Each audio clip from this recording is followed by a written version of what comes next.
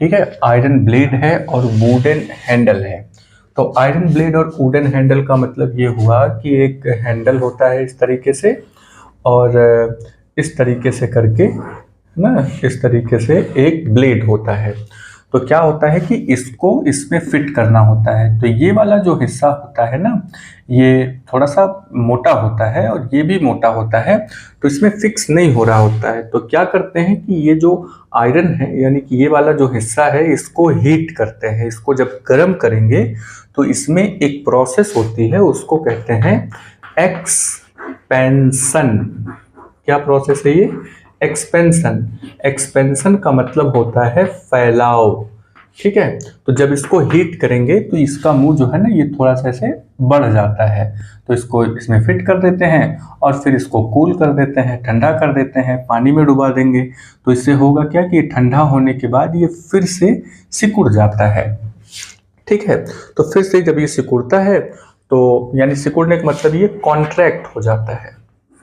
ठीक है, तो कॉन्ट्रैक्शन भी आप इसको कह सकते हैं, इस प्रोसेस को।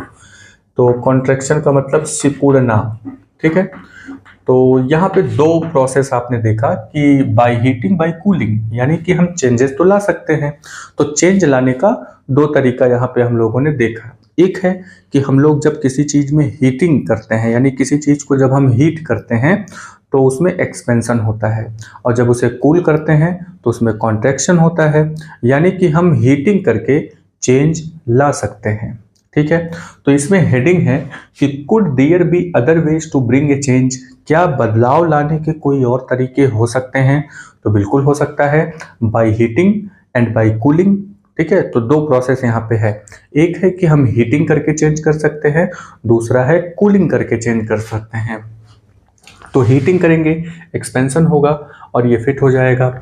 इसी तरीके से एक और एग्जांपल है, to fix metal ring on wooden wheel.